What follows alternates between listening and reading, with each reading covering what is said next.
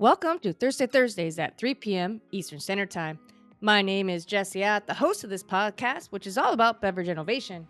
I talk with innovation pioneers from agriculture to glass. This week, I'm speaking with Tony Abou-Gamin, one of the pioneering and leading bar professionals in the world. First and foremost, Tony is a genuine person and loves his craft more than most I've ever met. He's a sincere and generous person and loves to give back through the organizations he's created and still a part of today. His career started out by learning the tradition of classic cocktails and professional barmanship from his cousin Helen David at the Brass Rail Bar in Port Huron, Michigan. He then moved to NYC in the early 1990s, and Dale DeGroff presented him the first menu of drinks at the Rainbow Room. This is where a handful of icons in our industry began their passion for making cocktails with original and fresh ingredients, igniting the fire behind the modern-day cocktail culture. Tony has had an amazing career over the years since then and has been a part of several iconic places and TV shows, including the Starlight Room in San Francisco, Bellagio, Caesar's Palace, Levy Restaurants, as well as several arenas such as the Western Conference champions Vegas Golden Knights hockey team. He also won 3 Iron Chef America competitions and won the Bacardi Martini World Grand Prix in 2002. He has written books, created DVDs, and his own brand of bar tools designed specifically for the art of making the best cocktails. He was part of a team that created the TAG Global Spirits Awards, is a national ambassador of the Bartenders Guild, and associate member of the Museum of the American Cocktail. Tony's love for making cocktails is infectious and inspiring to all he meets. We make 2 cocktails on the podcast. The first is the Pisco Sour, made with La Madrina Pisco Torrentel from Peru. It was truly delicious. Our second cocktail is Tony's signature drink, the Negroni, made with Campari and his preferred Ford's Gin, which is my first time ever to have a Negroni with Tony, and we both each made our own cocktail. It was a very cool and memorable experience. Thank you for listening, and be sure to subscribe to be notified of all new episodes. Welcome to Thursday. My name is Jessie At, and I have Tony Abou-Gamin here with the Modern Mixologist. He's the creator of bar tools and author of the Modern Mixologist, as well as a pioneer and leading global bar professional and founder of the TAG Global Spirits Awards. And there's so much more to I can't wait to get to. I don't know if I'll have enough time, but that's a lot. And Tony, I'm so excited that you're here and spending time with me today. Jessie, thank you so much for having me on the show. It's a pleasure. We're going to have some fun today. We're going to get to know each other and hopefully drink a cocktail or two together. Yes, I can't wait. It's going to be so much fun. So where are you calling from today? I'm here in my home, Las Vegas, Nevada.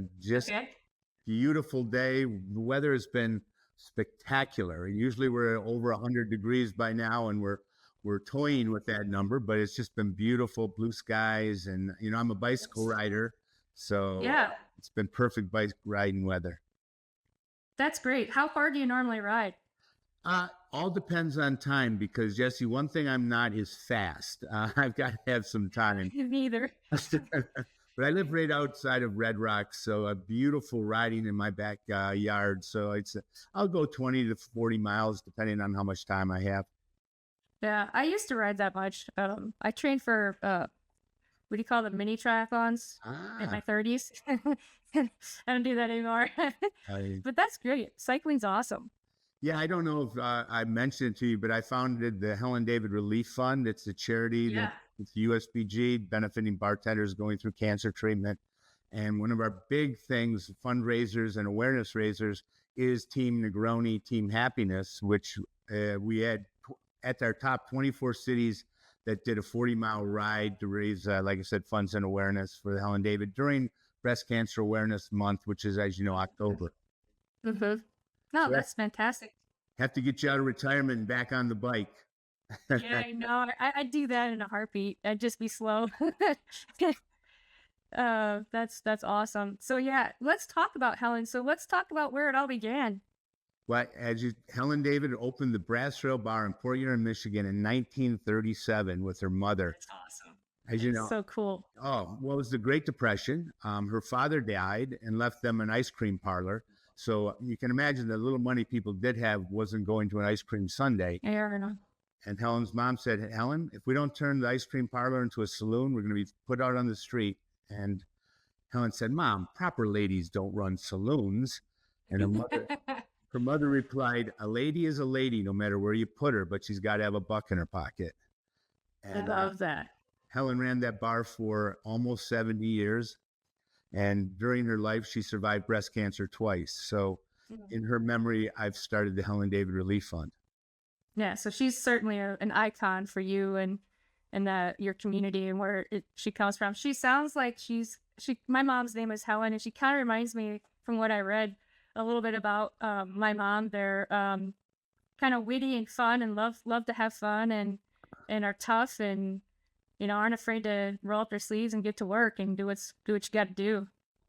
Yeah, she was quite a lady. And one of the great honors I think that have been placed on her memory is that Tales of the Cocktail for the Spirited Awards. The Lifetime Achievement is awarded in Helen's name. So I'm sure she's really looking down, and she's probably quite proud of that.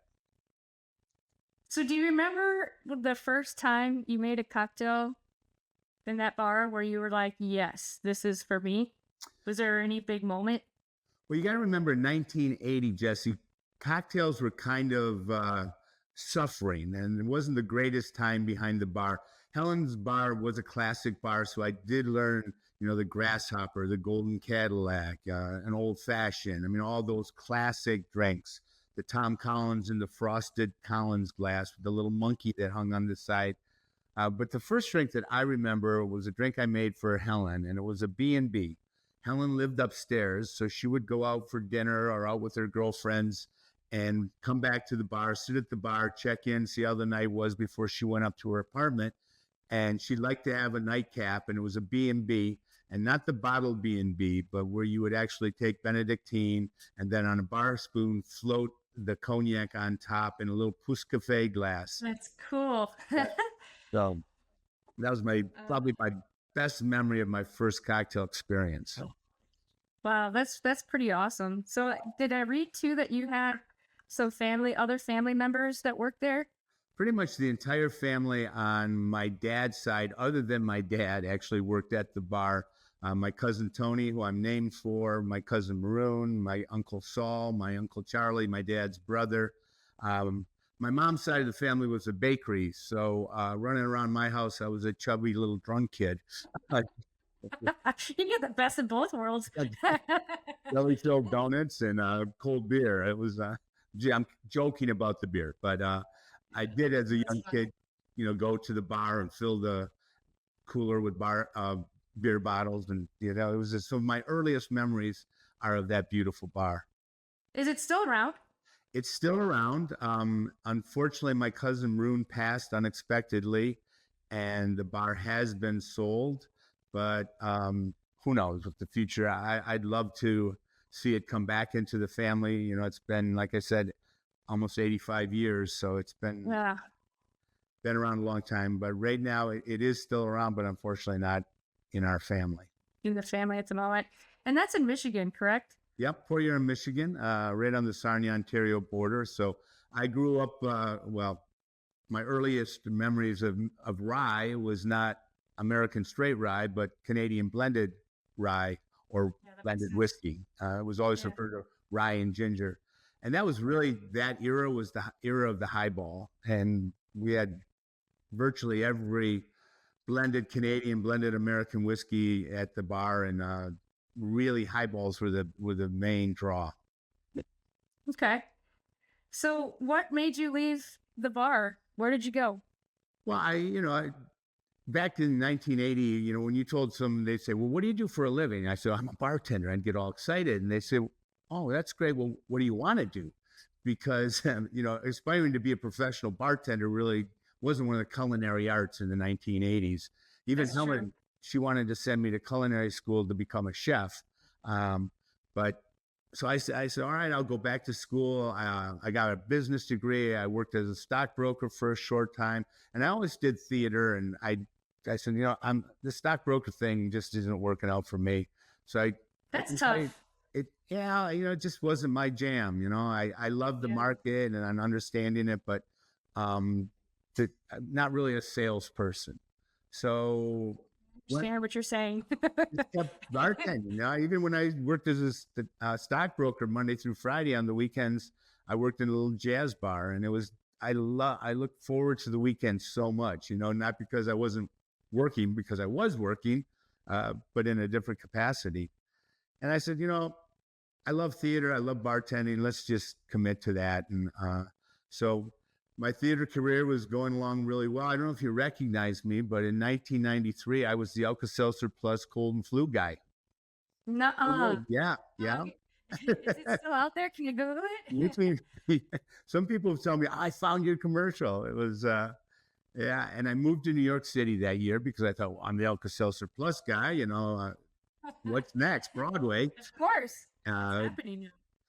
Broadway didn't happen, but I did meet Dale DeGroff at the Rainbow Room in 1993, which was really a life-changing interaction because he said that was just kind of the tipping point of where we were going, where we're at today, that fresh juices were starting to be used again, and the resurrection of lost and forgotten classic cocktails, and bartenders actually creating their own drinks. None of that really existed much. I mean, really, until I went to the Rainbow Room in '93, and Dale presented me with a menu of drinks. I was like, I haven't seen really a menu dedicated to cocktails. So that was really kind of a changing aha moment for me. 2 years later, Harry Denton was taking over the Starlight Room back in San Francisco, offered me a job. So I said, well, New York's been fine, but I'm going to go back to San Francisco. And I joined that team with Harry and reopened the Starlight Room. Was there from 95 to 98. Through that, I started writing menus and creating drinks and getting a little bit of attention, enough so that Steve Wynn got wind of me and brought me here to Las Vegas to do the program at Bellagio. And I've been here ever since. Yeah. And right place, right time. And I think just the right passion for this profession. You couldn't have mapped it out. It was just happening organically. Nobody had a crystal ball that thought, bars are going to have 20 different types of bitters and, esoteric ingredients and bringing back Violette. And I mean, there was none of that. Like I said, if you squeezed a fresh lime into a margarita, that was pretty cutting edge. And I still think, a great margarita is tough to beat, when you make it with, like a pisco sour, one of my favorite drinks. And I don't know, Jesse, why more people don't serve pisco sours. I don't either. They're awesome. I've never made one for someone who said, oh, this is like drinking a pillow. It's just lovely. It's just so easy to drink. I know. And I've got from the TAG Global Spirits Awards, this is this year's best of show, overall Peruvian Pisco. One of a great new producer, La Madrina. This is the Torrentel. The Torrentel is, as you know, in Peru, you can use 8 different grape varietals. 4 of them are non-aromatic, Quimbranta being the most popular and non-aromatic grape, and then 4 aromatic grapes. And Torrentel, which I think if I had to pick one, is my favorite grape. It's just so lovely on its own. But definitely in a pisco sour. So I've got all that. More citrusy or floral? Floral, yeah, floral. It's I've got to send you some of these glasses too, Jesse. These are the glasses we designed for the TAG Global Spirits Awards. It's a universal spirits glass, so it works wonderfully with pisco, as it would with tequila, as it would with bourbon. They're just when we started the awards 3.5 years ago, we sat down with all the tasting glasses, grappa glasses, tequila glasses, sherry glass, everything we could get our hands on. And we said, we like this for this, and we like this. And we took little elements from each and worked with Rona Glassware to design this glass. So that's really cool. So that's the kind of like your official tasting. Yeah, this design. It's the TAG Universal Spirits glass. That's really cool. Oh yeah, so right away you get all that beautiful floral notes. There's citrus notes. Now you have a different pisco there today that you're working with, right? Yeah, I didn't have that one at my local total, so I picked this one up, the Carabito. And is that a Puro, an individual grape, or is that a blend? Oh, I don't know. I'm putting you on the spot here, Jesse. I know I didn't prepare for this question. Let me see if it says on the bottle. They make a Torrentel also that is absolutely gorgeous. It's a beautiful expression. Oh, this is the thing about pisco. Go ahead. Oh, this is four grape varietals known as Acolado in Peru. Acolado. Acolado. Acholado simply means blend. So an acholado would be a blend of 2 or more grapes, and it sounds like the one you have there's a blend of 4 grapes. So blend of 4. It doesn't look like they say which ones they are, but they are estate-grown grapes, which is pretty cool. Like I said, there's 8 different varietals that you can use. This is just, I was going to say, Jesse, that you can enjoy pisco on its own. I mean, after all, it is a brandy. It's a great brandy. It doesn't see any aging by law. And the beautiful thing is it's a single distillation, and you can't add anything to Peruvian pisco, not even water. So it's distilled proof. Yeah. But it works beautifully like this, but it also works beautifully in a pisco sour. Yeah, this is amazing. I really like this. I got introduced to this one about 10 years ago from a friend of mine, and we usually have some around, and we'll make one every once in a while. But yeah, that's really, really good. It's very smooth. And it's more floral, I think, than citrus. Yeah, it's definitely more floral. I'm the aromatics on it. Even the non-aromatic grape varietals are very aromatic. So it's kind of a dishonor, or doesn't really do it credit. So shall we mix up a drink with it? Let's do this. Here. I'm super excited. And the other thing about the pisco sour, it's ingredients that every bar has. So you're not bringing in anything special. You're making a simple syrup. You're using fresh lime juice, little egg white, Angostura bitters, and the pisco of your choice. It follows that basic sweet and sour recipe that all sours adhere to. I do a 2-1-1. Makes it real simple. So 2 parts strong, 1 part sour, 1 part sweet, and then the egg. And then all you need is a Boston shaker. Are you a glass on tin person, or are you a tin on tin? Well, don't make fun of me. I do have this, but I always get it stuck, so I'm hoping that doesn't happen. And then I've got the cheater one. All right. Well, let's use the Boston shaker together, and I'll walk you through it. So hopefully it won't get stuck. And this is from my line, and I need to send you some of my tools, Jesse. You got to have great tools. Definitely need to get better bar tools. 100%. I was going to talk to you, but I got to get some of those. I'll take care of you. This is my Boston set. It's a heavy weighted brushed stainless steel 26-ounce mixing tin with the 16-ounce mixing glass. And I don't know if you can see that, Jesse, but I etched the measurements on the glass. So if you don't have a jigger, you can then just measure against the glass and free pour it that way. So what help with speed, you know? Yeah.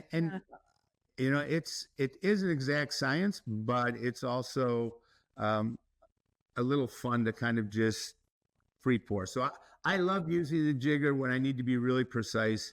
Otherwise, I just go ahead and pour it into the glass and measure against the glass. And that's probably 40 plus years of training. So when you pick out your limes, when you go to the grocery store and they're, 3 for $1 or 2 for $1, that everything's so expensive now. I know. 75 cents in Florida. Oh, wow. And don't they grow down there? They're it's under attack. They're dying. They can't. Yeah, it's bad. Anyway. Then definitely you want to pick out the right limes. You want to pick out one that has a nice dark green color, that is soft and pliable to the touch, has a thin skin, and a little tip don't refrigerate your limes before you squeeze them. You want to have them out at room temperature. Cold citrus in general will be a little more stingy with the juice. So room temperature. I always squeeze my limes a la minute because limes are the most fragile of all citrus. So using the modern Mixologist handheld lime squeezer, we'll go ahead and just squeeze that right into the glass. Now, a lime that size, you would refer to it as a 220, 240 lime, which means 220 limes to a case, is going to yield you almost to the drop 1 ounce of juice. So, oh wow! So I need to put the whole lime in. The whole lime, and that is, yeah, that's right at 1 ounce. So like this much. That looks like a little bit more. You have a jigger there to measure? Yeah. All right. So you just make sure it's equal parts lime to simple. And simple, is called simple because it's so simple to make. It's just 1 part water, 1 part sugar. Bring the water to a boil, dissolve the sugar. You're good to go. I love working. I made mine this morning. Yeah, I love working with simple because if you follow that recipe every time, and if you just add hot water to sugar in a bottle, the ratio's off and off. So I always measure individually, bring the water to a boil, dissolve the sugar, let it cool, bottle it. It'll last a month. And it's consistent this way. It adds volume and texture to your drink that you don't get from granulated sugar. Granulated sugar or sugar cubes don't dissolve well in alcohol or in cold. So you get a consistent drink throughout. All right, so now we want to add our egg white. And I've just got a fresh egg here. Usually I say a heaping tablespoon per drink. So 1 small egg white. It looks like this is 1 ounce. So I guess that's right on. Perfect. Yep, that'll be perfect. And then we'll add our 2 ounces of Pisco. Okay. Do you have your glass in the freezer, chilling? No, but when I make my martinis, I put ice water in them before. Yeah.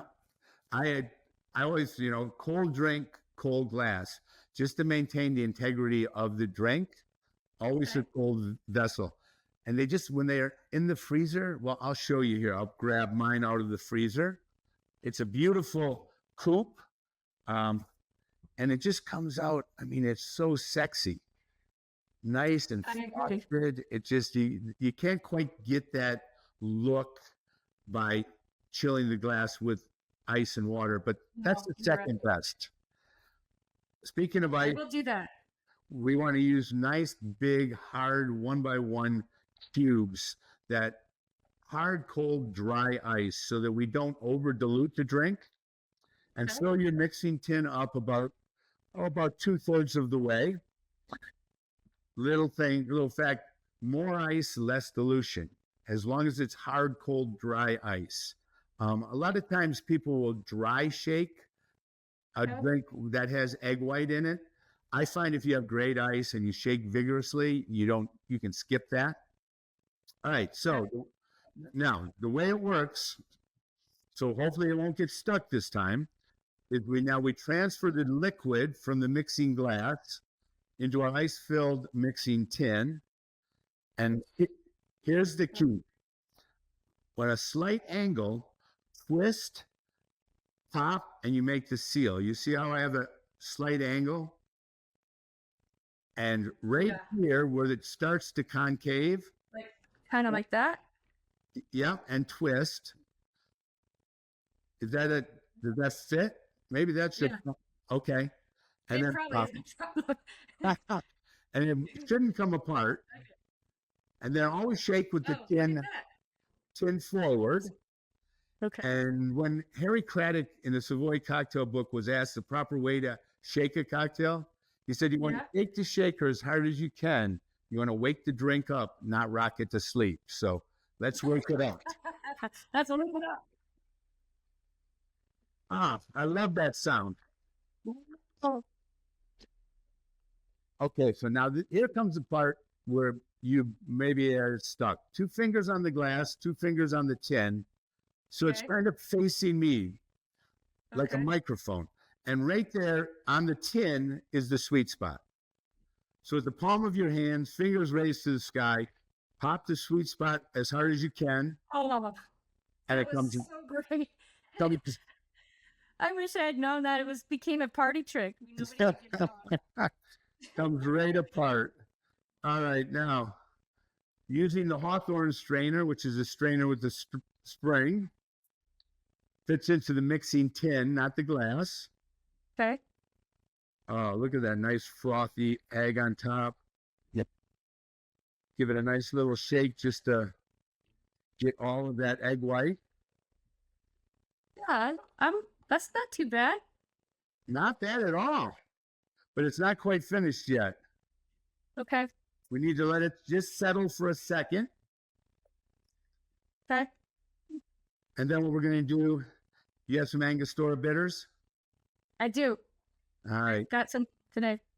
So what we want to do is we just want to then drop. Where am I here? I lost you. I've got a, here we go. Yep, I can see it now. All right. And we're just going to drop about 5 drops Okay. onto the egg white. Okay. All right. Nice. I've transferred my Ango into a little bitters bottle. Is there any particular reason that it's Angostura from your perspective? Well, it's the one that is most commonly available, and it's the closest to the Peruvian bitters. That if you're in Peru, you should pick up a couple bottles because those are traditionally the bitters used. So now I'm going to finish it. I have a little pick here, and I'm going to just finish that. So I make hearts through the bitters. Mine looks like a big blob, Tony. I did not.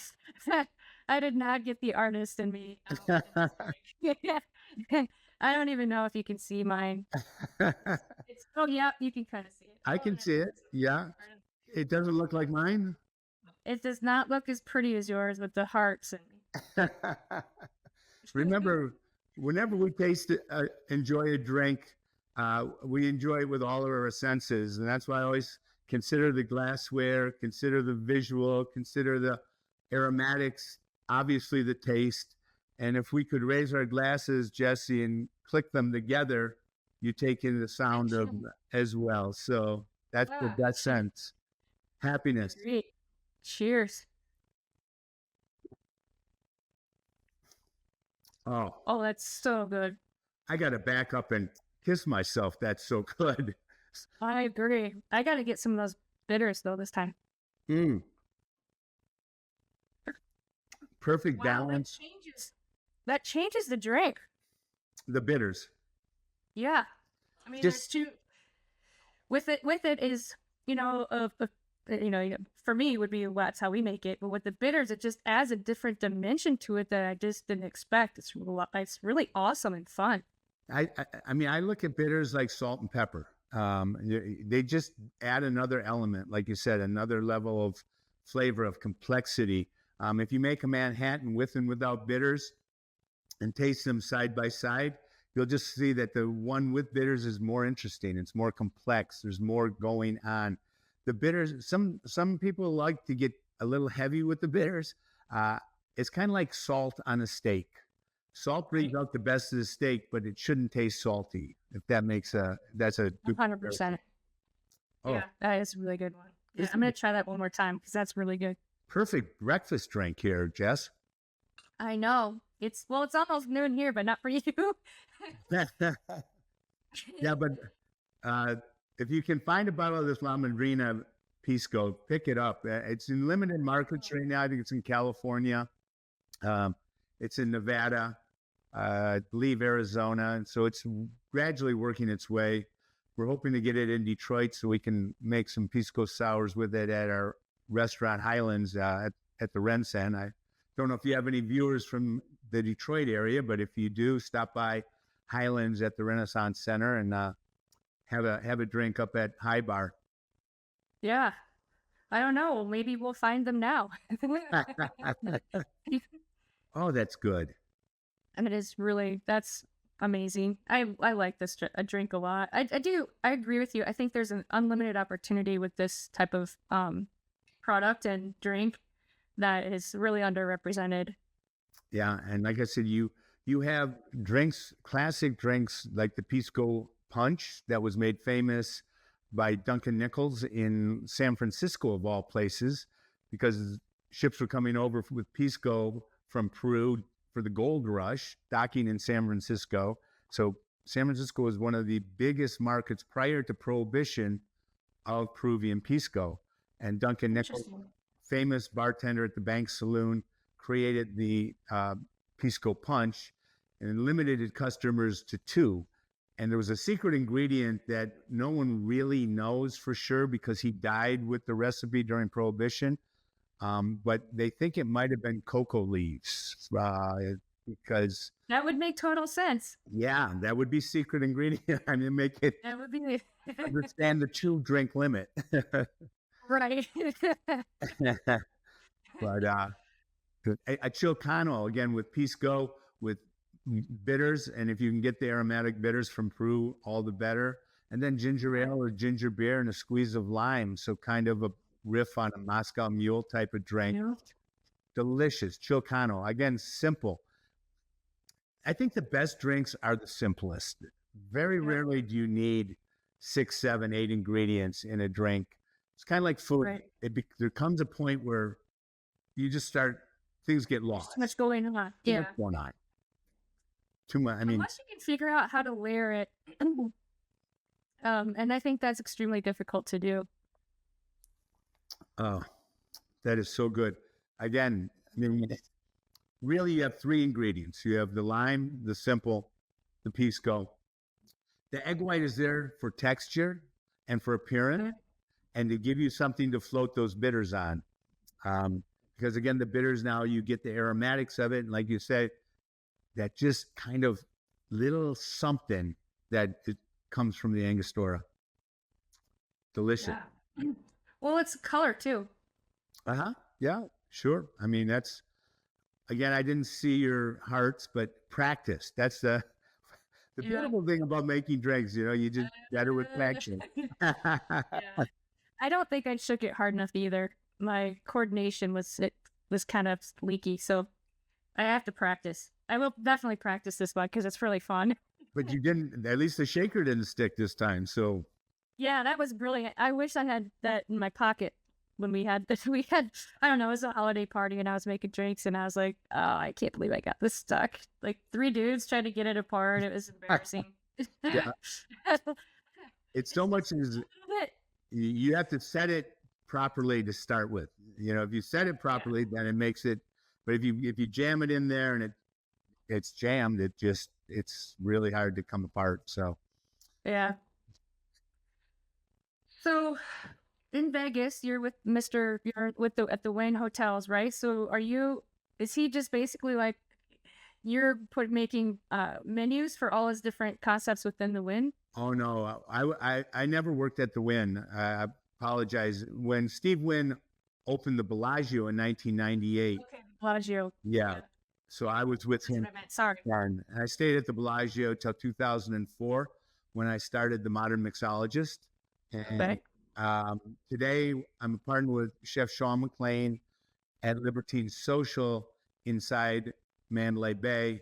Mandalay Bay is part of MGM, and MGM is the company that bought the Bellagio from Steve Wynn, and then Steve Wynn opened Wynn and Encore. So that kind of is a short history of my evolution in Las Vegas. And today I do the drinks for T-Mobile Arena, which is where our Las Vegas Golden Knights play. Yeah, congratulations. Dallas just I don't know what happened in that last game. Our friends went and it was on a holiday, so it was kind of disappointing. And shame on those Dallas fans for leaving early. I mean, your team had a great season. You got to the Western Conference Finals. Yeah. And it was so exciting in there at the start of the game. I don't think anybody saw that outcome, but stay and salute your team at the end. I mean, they gave you a great season, Season. and, Yep. and applaud them for that. I was disappointed to see that, but yeah. So the game 2 today of the Stanley Cup Finals, I'll be going shortly against the Florida Panthers. We looked great in game 1, making our special Stanley Cup Finals drink tonight. It's called Liquid Gold. It's a riff on a margarita. Our friends at Dress to Drink made this shimmery gold syrup for us. So it's a gold sea salt on the rim, gold dehydrated lemon, gold straw, and this gold. So it's all about the gold. So, the Golden Knights. And so it's so exciting here in Las Vegas right now, Jesse, with the Stanley Cup. I got it. So for those of you that don't watch hockey or follow along, he's talking about the colors of the team are gold and black. Yeah. So that's the focus on the gold, which is really cool. Yeah, it's been really fun doing the drinks there, and we themed them for the team. Our Golden Knight is a drink that's made with either Gold Bar whiskey or Jameson Irish whiskey. And, it's one of our signature drinks, our scratch margarita. And we do everything fresh, so to do fresh drinks in an arena environment is pretty unique, but everything fresh. So we're very proud of that. And hopefully we'll sell a ton of liquid gold margaritas tonight. Yeah, I hope so. Well, good luck. I think that's, we're of course going to root for you guys. So cheers to that. Yeah, cheers to that. Go Golden Knights. Oh, and that drink it just stays lovely. I mean, Yeah. I love it. So are you putting this on a lot of your menus now? I always try to put a pisco sour on every menu that I work on. I've been working with a group here called Echo and Rig. They just opened a new restaurant in Henderson. So I did the drink program and training, and we have this very same pisco sour on the menu there. We have a pisco sour on our menu at Libertine Social. We had a pisco sour and probably will for the summer at Highlands. It's kind of a hard drink to do in an arena stadium environment because you really don't have the glassware, and this drink just isn't the same served in a plastic highball glass. So right, yeah. But yeah, like I said, Jesse, everywhere we put one on, it always becomes one of the best selling drinks. It's always a repeat order. Someone will have one and they'll have 3. So yeah. Sometimes there are drinks that you can only have like 1 or 2, but I don't think that this is the case at all for this one. Yeah. And like I said, the presentation is beautiful. It's not a crazy difficult drink to make. It's easy to make consistently. And that's one of the big things in any restaurant bar environment, let alone something like I do the drinks for the Raiders, the Las Vegas Raiders, also at Allegiant, where we'll do 64,000 guests, and we do fresh scratch margaritas there. And we'll make, anywhere from 7 to 10,000 of them in the course of a game. And it's insane. All fresh ingredients and premium tequila, and to do that type of volume consistently is that to me is where really the art of it lies. The Bloody Mary that we serve I'm no longer there, but at Bellagio is the same Bloody Mary that we started with 25 years ago. So talk about a consistent experience replicated.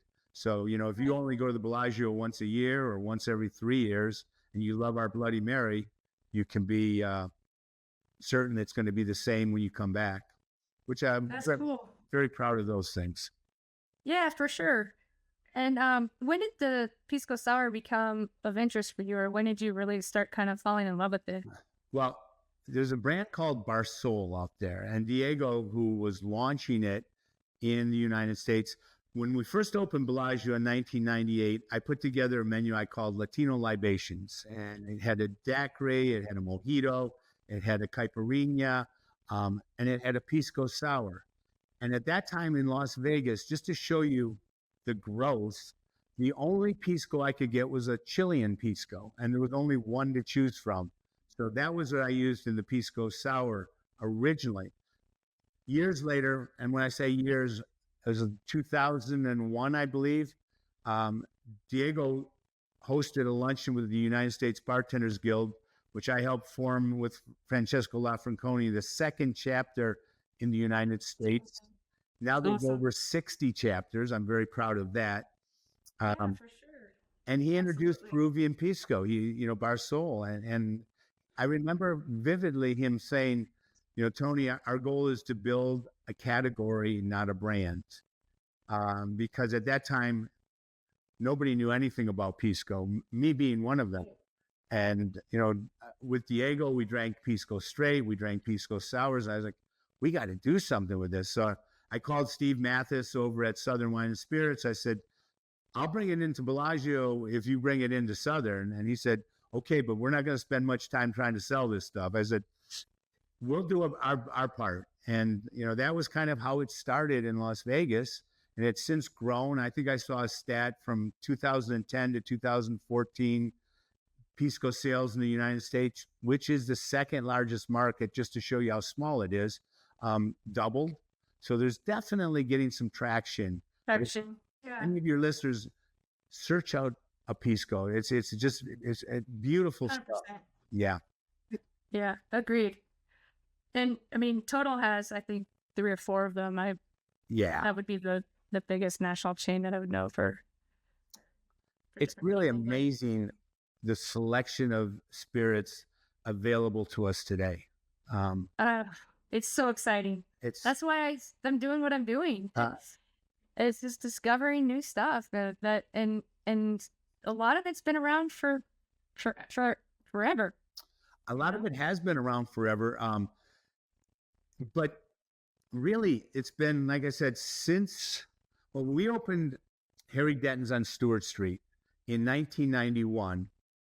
I mentioned you didn't get a cocktail menu when you went to a nice bar or restaurant, but David O'Malley, who was the general manager, hired a bar team for that place that still to this day has been the best bar team I've ever been proud enough to work with. And we are still all friends to this day. We still get together, and it is so cool. I mean, all of my, real close friends came from this industry. And, if you think about it, 1991, I mean, that was a few years ago. And it's fact that we're still in contact. We still get together for reunions. They were just all out. Yes, it's so special. And it's I often say, Jess, that working this profession, I've never been rich, but I've lived richly. And, friendships to me are probably are much more important than financial success. But 100%. David put together this placemat, and on this placemat, he had 4 classic cocktails. He had a sidecar, which really wasn't that well known then. He had an old fashioned. He had a Tom Collins, and he had this thing called a Negroni. You're like, oh yes, what the heck's a Negroni? 1991. Campari gin, sweet vermouth. Said, I tried Campari once. I spit it out. I said, there's got to be something wrong with this stuff, It's definitely a different flavor. Well, it's an acquired taste, and the Negroni is. They say that even Italians have to try a Negroni 3 times before you fall in love with it. I believe it. I mean, fortunately, I stuck with it, because the first time I tasted it, I was like, I think there's something wrong with this drink, because we don't have, a natural those flavors, a bitterness. We react to bitterness. But like I said, I stuck with it, and it has become my favorite drink. But that was that team in 1991. My first time trying a Negroni, when you probably weren't drinking in 1991, but nobody knew what a Negroni was. I would go out after that. I'd go to a bar, try to order a Negroni, and they'd say, "Oh, dude, we just ran out." Ran out? Or no, we don't have Negroni, but we have Peroni. You want a Peroni? It's not a beer. It's so similar. And there is an Italian connection, but and then all this stuff. So I stuck with it, though. I mean, one time I ordered a Negroni, and the young lady got all excited behind the bar. I said, "Oh yeah, I'll get you a Negroni." So I turned back to the conversation I'm having, and when I turned back to face the bar, there sat a Negro Modelo in front of me. I was like, okay, they both start with N, I guess, so I'll drink this beer. But, I'll never, That's funny. And then when we opened Bellagio in 1998, I got up in front of 300 bartenders and I said, how many people know what a Negroni is? And I think one hand might have hesitantly raised halfway. And I said, if there's one drink that you're going to master, because it's my favorite, and I want to drink it at all your bars, it's the Negroni. So that was kind of the tipping point, I think, on bartenders starting to embrace the Negroni. When you can present something like that to 300 bartenders who work in an establishment that sells 25,000 drinks a day, and they start turning people on to the Negroni, it slowly but surely starts to build. And I remember it was the Christmas party of the USBG 2003, and I walked into the party, and everybody was holding a Negroni. And I was like, yes. Oh, you made it. It's on its way, Yay. I love that story. That is super, super awesome. I think we're living in some amazing times right now with the growth of all these different cocktails, and it certainly wouldn't have been where we are today without you. I mean, a legend in our business and your teams. And so thank you for all that you brought to our industry. And you guys were cutting edge. You mentioned that you're still friends with these people that, but it was a tipping point in our industry, right? So you grew into it together. It's pretty cool. Like I said, I feel very blessed. Right place, right time, right story, right passion. There was no script for it. There was a game plan in place. I was just doing, what I loved doing. And I was lucky enough, like I said, to be in the right place and right background and right drive and passion. I mean, that was working with 300 bartenders when we opened Bellagio. I had no idea. It was huge. I can't even imagine trying to manage that. It's really overwhelming. But the greatest compliment I think I ever received was from an older bartender who'd been a union bartender 40 years in Las Vegas. And he came up to me and he said, Tony, you have given us back our profession. Yes. And I was like, wow, I get goosebumps still. 100%. And it was just such a beautiful moment and so sincere. But I mean, I don't know about you, but my Pisco Sour is done and I've got the fixings here to make a Negroni. Well, let's do it. Shall we? I want to show off my hand-blown mixing beaker. Beautiful. Isn't that gorgeous? Yeah, that's really cool. Yeah, I've started to see those at bars. It's really cool. We talking about your profession and everything while we're getting set up here.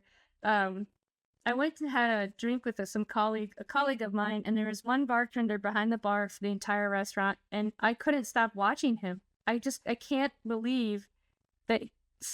I just can't believe the speed, the how precise it is, and how they can just keep up with all the different, because you're stirring, you're shaking. I mean, it's an amazing art. I really respect it a lot. I'm completely obsessed with learning it now. It's really cool. It really is amazing to watch. I had my dear friend Nick Tully Mendoza, who owns Cleaver and Herbs and Rye. I went by and I was sitting at the bar, and the gentleman behind the bar I'd met once before, and I was mesmerized sitting there in front of him, watching him make drink after drink after drink after drink. And I said to him, you remind me of a younger me, because I used to go into work and it was kind of like you were going into a sporting event. You'd get into the locker room, you'd put on your uniform, you'd get behind the bar, you'd gear up, and you'd just be going a million miles an hour, but every movement had a purpose. There were no missteps. There were no lost energy. Everything had a purpose. And then you pair that with a great bar back who foresees your needs and sees that you're going to need another bottle of Tito's, and before you do, it's there. I mean, it's an orchestra back there. It's really a ballet to watch, and you don't need to be flipping and juggling bottles. I mean, it's just that Only on movies. that precision that it's such it is a beautiful art. Yeah, I really respect it a lot. Beautiful. Well, I've got a bottle of Forged Gin here, which Forged Gin this year. I don't know, our friend Simon Ford, who was one of the great ambassadors to the profession for years and years, and worked with Absolute for years. Big gin guy. He's the brainchild behind Ford's Gin. Brown-Forman now owns the brand along with Simon. And this year at the TAG Global Spirits Awards, as you can see, was the best of show gin. So that's fantastic. It's a good gin. It's a great gin and tonic gin, great martini gin, and as we find out, a great Negroni gin. So again, this is a spirit-only drink, so we don't want to shake it. We don't want to froth this up. We want it to be silky and satiny and sexy, so we're going to stir this. Okay. I'm a believer of the original 1-1-1 recipe, so equal parts gin, Campari, and sweet vermouth. So I just 1 ounce of each. Some people like to go up on the gin. I find if you like that for your personal preference, by all means, when you're making drinks for the masses, unless a guest asks for heavier gin, then we should follow the classic recipes. Right. And this recipe is around 1-1-1. Okay. So 1-1. Okay. All right. 1 ounce gin, 1 ounce Campari. And this is, to the best of my research, the original 1919 recipe. And then 1 ounce of sweet vermouth. And you keep your vermouth in the refrigerator, right, Jess?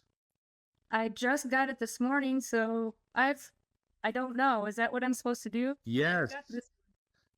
Vermouth is aromatized wine.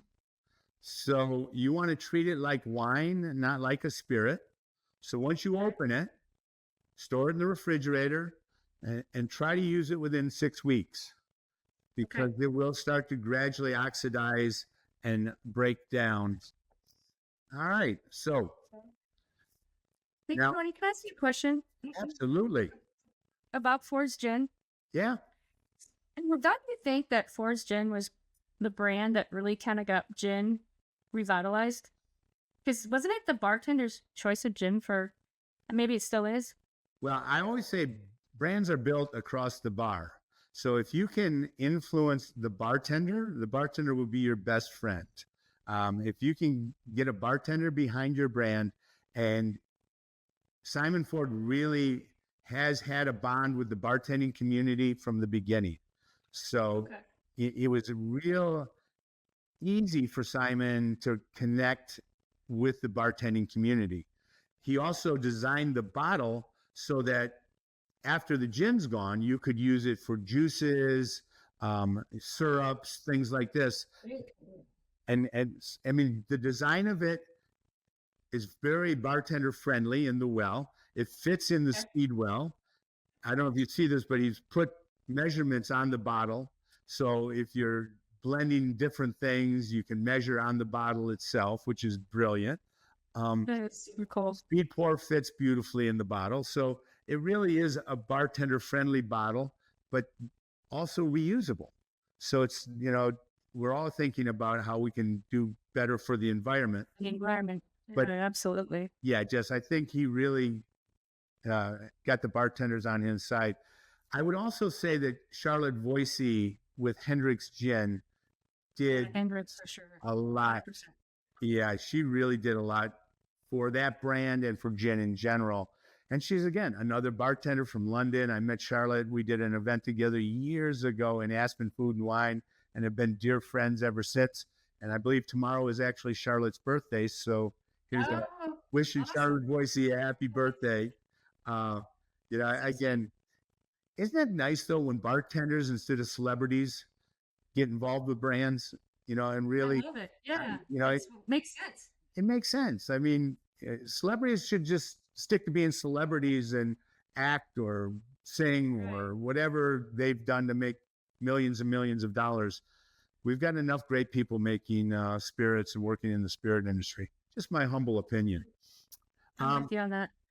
All right. So now, do you have one of these beautiful 2x2 crystal clear ice cubes? Oh, wait, I do. I think I do. 1 second. What? All right. While you're gone, Jess, I'll just talk about making clear ice, especially at home. When you get ice that's crystal clear in a restaurant, it's probably made in a Kleinbell machine, which are those machines that make those huge 300-pound blocks of crystal clear ice that fool Mother Nature. But at home, you need to have some type of a mold that has 2 compartments. So Sorry, I don't have it. it's I called, don't have it. I was just explaining to everyone, just directional freezing. Much like Mother Nature, when she freezes a lake, she freezes it from the top down. So all the sediment and oxygen, air, really is what makes ice cloudy, because there's no place in a mold for that air to go. So it freezes within the ice. But in directional freezing, it keeps getting pushed down to the bottom. So on top, you would get crystal clear ice. And once you've changed your ice game, it's tough to go back to that stuff your freezer makes. All right. 100%. I didn't know about that with the oxygen. Okay, so now using that hard inch by inch cubes, hard, dry, cold ice, we'll just add that to our mixing beaker. Okay. And we want to, I asked my cousin Helen once, this is the Modern Mixologist 24-degree bar spoon. This is a little trick I learned from Dale DeGroff. We spent 3 years together doing finishing school for Finlandia vodka. We did 42 markets in 6 countries.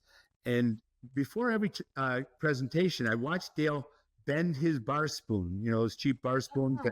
And I asked him finally, I said, Dale, why do you bend your bar spoon? He said, then when the tip of the spoon is in the middle of the glass, the top of the spoon is at the middle of the glass. And I was like, that is brilliant. So I incorporated that into my bar spoon with the 24-degree angle with the blunt end that measures 1 teaspoon. So if you start on the side, the spoon goes to the middle of the glass, and that's just that simple push-pull motion. Let me see your stirring technique over there, Jess. Oh, no.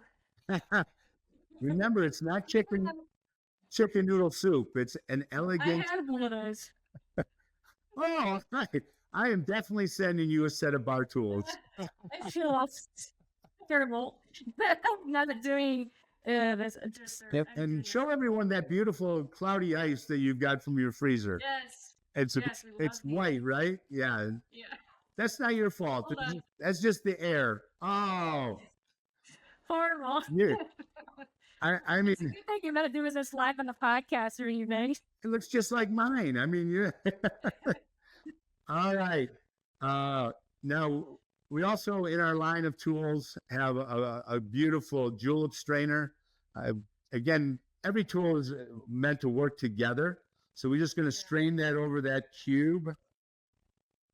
And all Campari drinks, and especially the Negroni, love orange. So I'm going to go ahead and make a little, let's see if I can, I don't know what happened to my camera here. I had to, you see it now?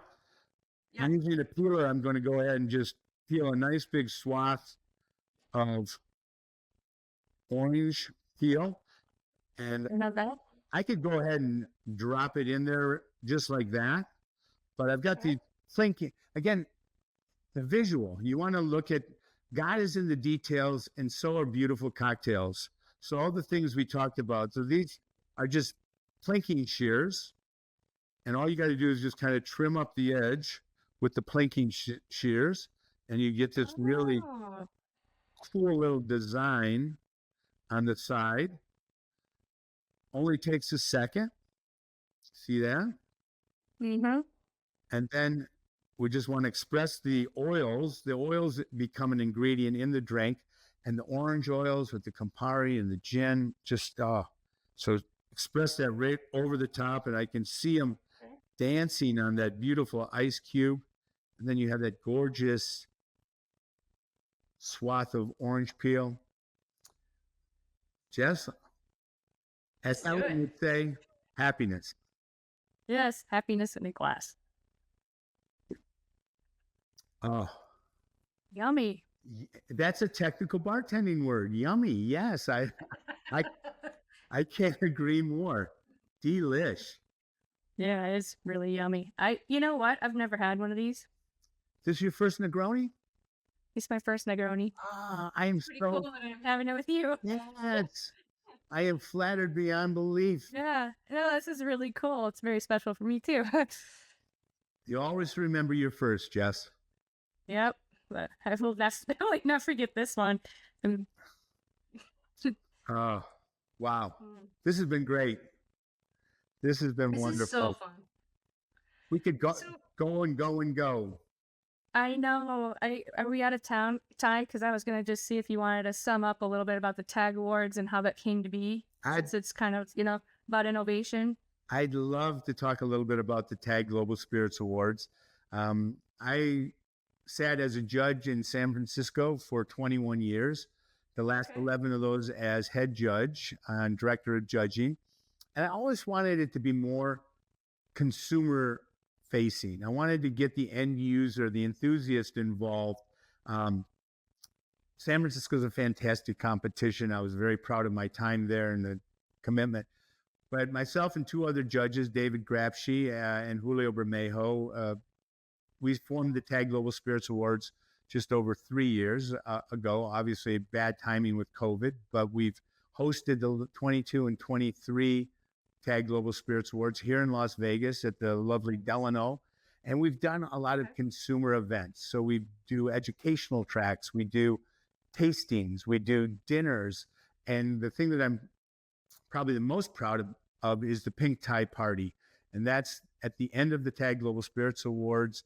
It's open to everyone who wants to come and support the Helen David Relief Fund and the USBG. So the Pink Tide, all the proceeds go to the Helen David Relief Fund, again, benefiting bartenders going through cancer treatment. And we feature some of the city and the country's finest bartenders and our supplier partners, brands. It's just a beautiful evening. The last 2 years have been at Skyfall on top of the Delano, which is just a beautiful room overlooking the Las Vegas Strip.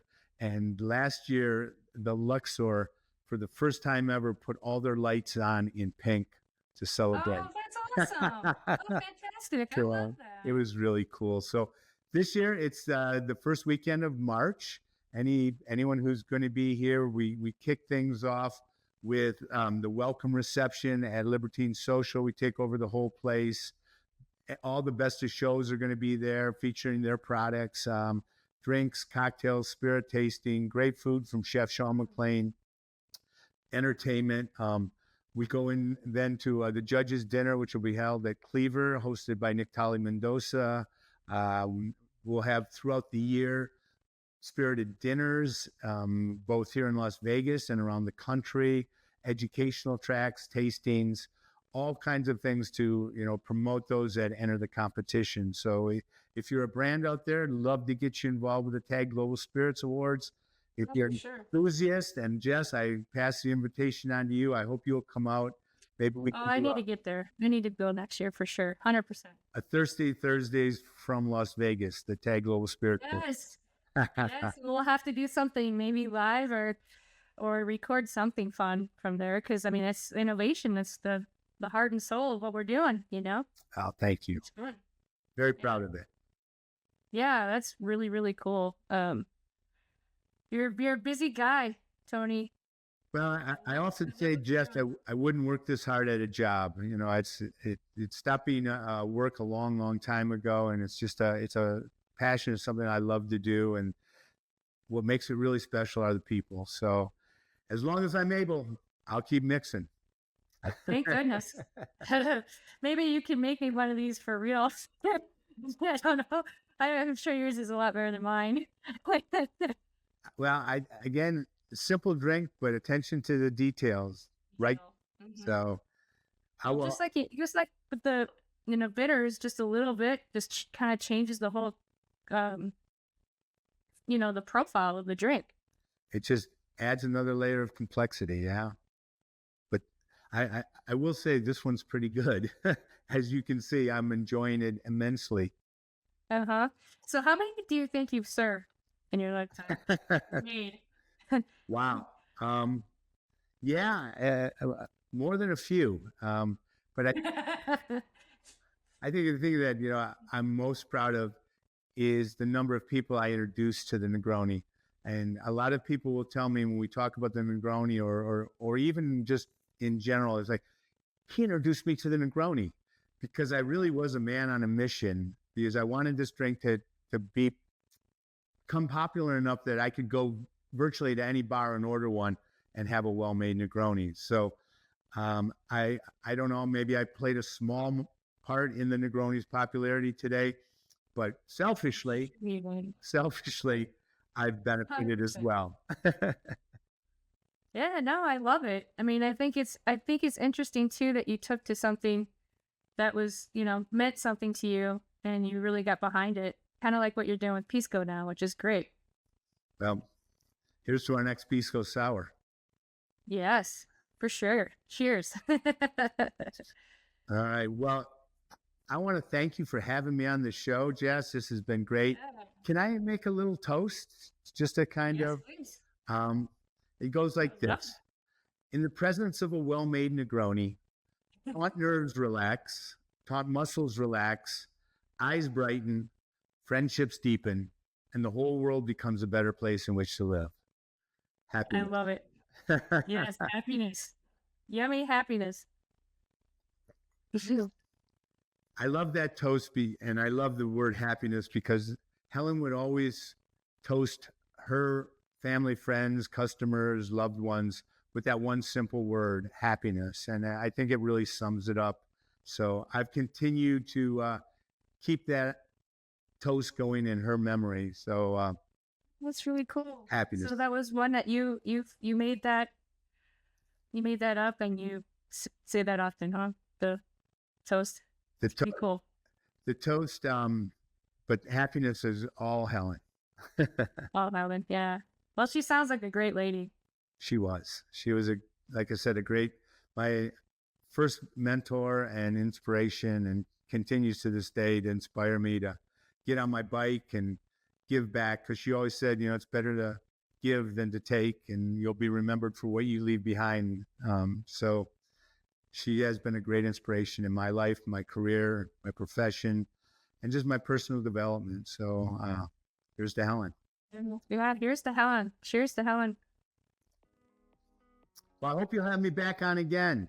We got a lot more to talk about. I know. I feel like we just scratched the surface, but I think it was important that we did the cocktails. That was really fun, and I apologize for. I need to up my game over here. So it's not my. I'm definitely not a skilled bartender. Well, look for a care package from me with a box of Modern Mixologist bar tools, and that'll be the first start to making you a skilled bartender. Okay, well, I appreciate that. That's very sweet of you. My pleasure. It'll help, I'm sure, for sure. All right, well, how do people get in touch with you or reach your website for the book or any of the bar tools? Yeah, no, absolutely. Any information on the TAG Global Spirits Awards is tagspiritsawards.com. For the Modern Mixologist and the Modern Mixologist bar tools, it's just themodernmixologist.com. And if you want to tune in to Talk Shop Live, I do a live show the first Sunday of every month. We'll be back. It's not technically the first Sunday in July, but July 9th. We'll be talking about rum and rum-based cocktails. So that's on Talk Shop Live Network. So you can follow me there. MDRN Mixologist is my Instagram. And if you come to Las Vegas, come by Libertine Social and we'll share a Negroni. The share Negroni. Nice. I love it. Okay. That's really cool. Well, I appreciate this, Tony. It's an honor to have you. I can't thank you enough for taking the time to be with me this morning. It's been a pleasure. Pleasure is mine, Jeff. And we'll see you soon. Can't wait to meet you. Okay, sounds good. Alrighty. Bye-bye. This week's episode was produced, by Fedora J Productions.